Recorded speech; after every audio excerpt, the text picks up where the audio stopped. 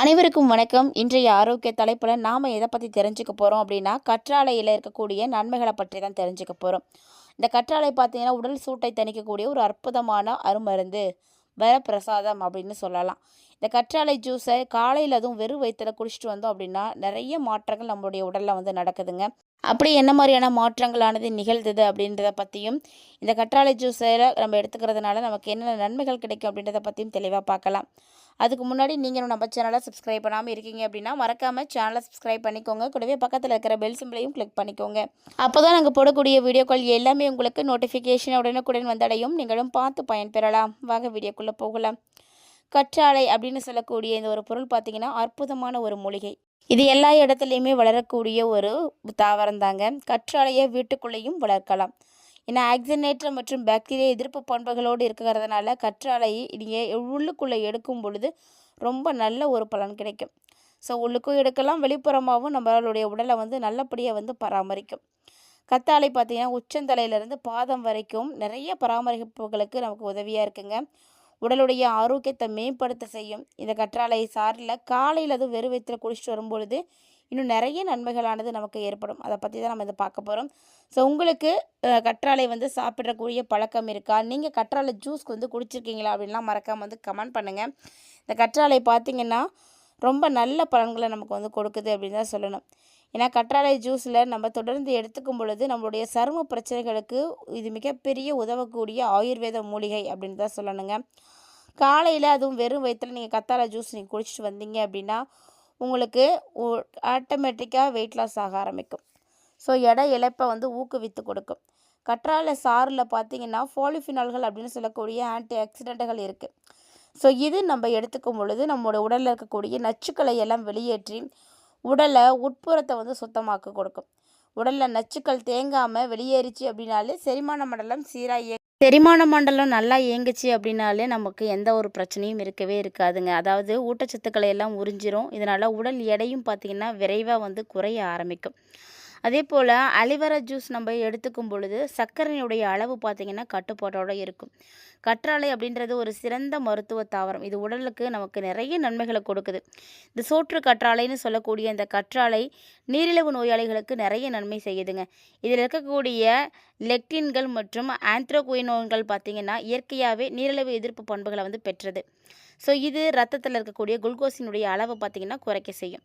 அதுவும் நீரிழிவு நோயாளிகளாக இருக்கீங்கன்னா தினமுமே அலிவரா ஜூஸ் எடுக்கிறீங்க அப்படின்னா கவனமாக தாங்க இருக்கணும். ஏன்னா இது உடலில் இருக்கக்கூடிய ரத்த சர்க்கரை அளவை திடீர்னு வந்து குறைச்சிரும். ஸோ அப்பப்போ பார்த்தீங்கன்னா உங்களுக்கு லோ சுகர் ஆகிறதுக்கான வாய்ப்புகள்லாம் இருக்குது. அதாவது ரத்தத்தில் சர்க்கரையினோட அளவை கவனிச்சுக்கிட்டே வந்து இருக்கணும். பார்த்து எடுத்துக்கோங்க. கற்றாழை ஜூஸ் மலச்சிக்கலை வந்து தடுக்கும் அப்படின்னு சொல்லப்படுது. ஏன்னா மலச்சிக்கலால் அவதிப்படக்கூடியவர்கள் நிறைய பேர். முதல்ல குடல் அமைப்பை வந்து சிறப்பாக செயல்பட வைக்கணும். கற்றாழையை நீங்கள் தினமும் உணவில் சேர்த்துட்டு வந்தீங்கன்னாவே உங்களுக்கு ஒரு நல்ல மலமிளக்கியாக அது வந்து செயல்படுங்க. அதனால் கொஞ்சமாக காலையில் எழுந்தவுடனே வெறும் வயிற்றில் அந்த ஜெல்லை எடுத்து ஒரு 4-5 முறை தண்ணியில் நல்லா கழுவிட்டு அதை சாப்பிட்டீங்க அப்படின்னா கண்டிப்பாக அதில் எந்த ஒரு கசப்பும் இருக்கவே இருக்காது. அதை தினந்தோறும் சாப்பிட்றவங்க சாப்பிடுங்க. இல்லை அப்படின்னா ஒரு 2 நாளைக்கு ஒருக்கவாது நீங்கள் எடுத்துக்கோங்க. நல்ல மலமிளக்கி உடல் சூட்டை வந்து தாராளமாக குறைக்கும். பெண்களுக்கு ஏற்படக்கூடிய பல பிரச்சனைகளுக்கு இந்த கற்றாழை வந்து ஒரு அருமருந்துன்னே சொல்லலாம். அதாவது கற்றாழை சாறை வந்து நீங்கள் தாராளமாக எடுத்துக்கலாம். கற்றாழையில் இருக்கக்கூடிய விட்டமின்கள், தாதுக்கள், அமினோ அமிலங்கள் இது எல்லாமே பார்த்திங்கன்னா மலத்தை வந்து மென்மையாக்கி கொடுக்கும். ஸோ உடல் மலச்சிக்கலை எதிர்த்து போராட ஆரம்பிக்கும்.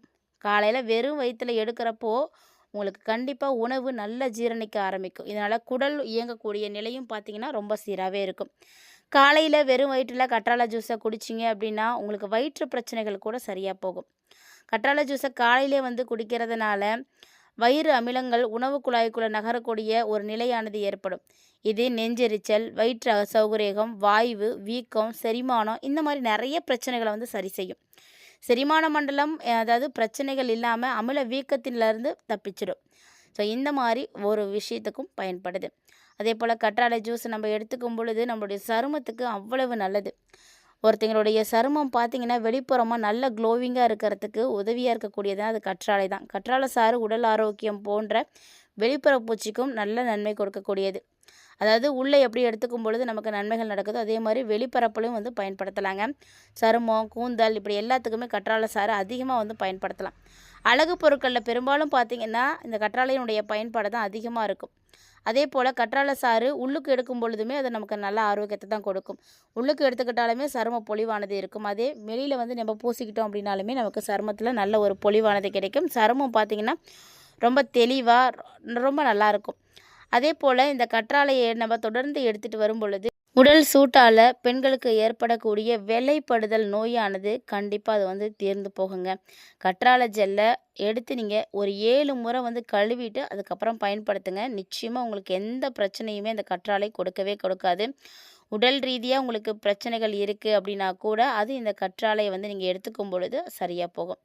தினமுமே வந்து நீங்கள் கற்றாழையை ஜூஸாக தான் வந்து குடிக்கணும் அப்படின்னு அர்த்தம் கிடையாதுங்க. அந்த கற்றாழையை நீங்கள் எடுத்து அப்படியே கழுவிட்டு கூட சாப்பிடலாம். இந்த சோற்று கற்றாழை அப்படின்னு சொல்லக்கூடிய இந்த கற்றாழையில் இருக்கக்கூடிய அந்த வெள்ளை நிறத்தில் இருக்கக்கூடிய அந்த ஜெல்லு தாங்க அவ்வளவு நன்மைகளை வந்து கொடுக்குது.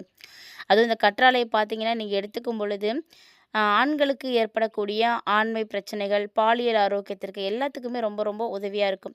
குறிப்பாக விந்தணு உற்பத்தி, சரும பராமரிப்புக்கும் ரொம்ப உதவியாக இருக்குங்க. கற்றாழை உடலில் இருக்கக்கூடிய நச்சுக்களை எல்லாம் கண்டிப்பாக வெளியேற்றி கொடுத்துடும்.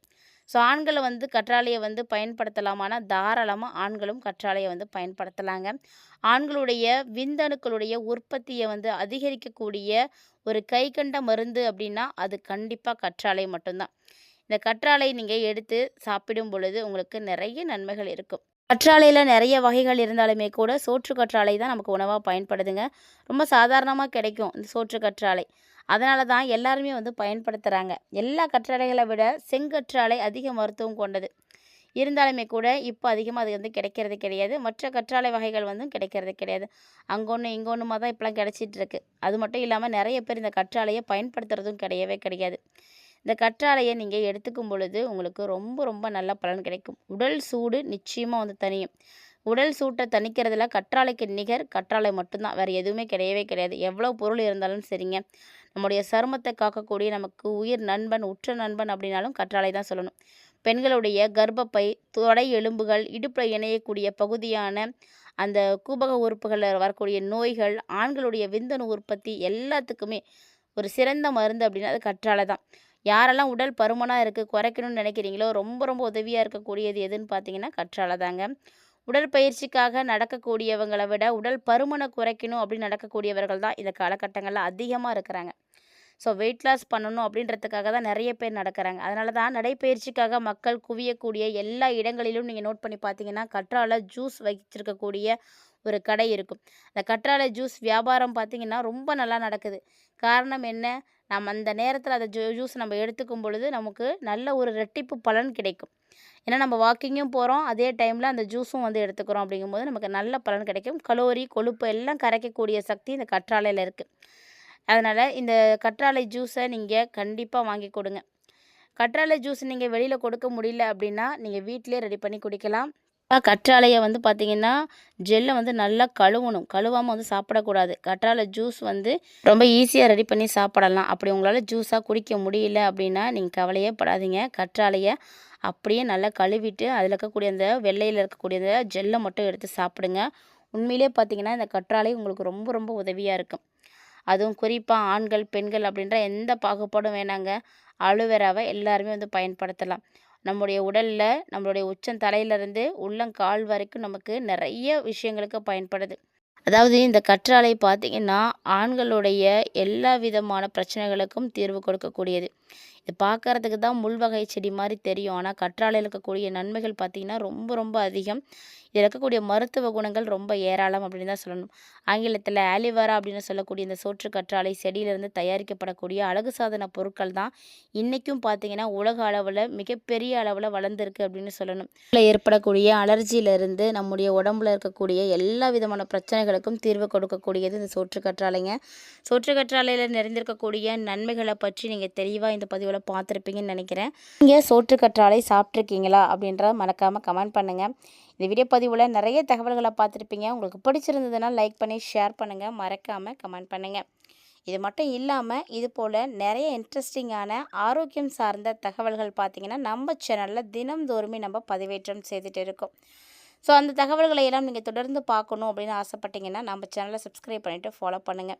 இந்த ஆரோக்கியமான தகவலை நீங்கள் பார்த்ததோட மட்டும் கண்டிப்பாக விட்டுறாதீங்க.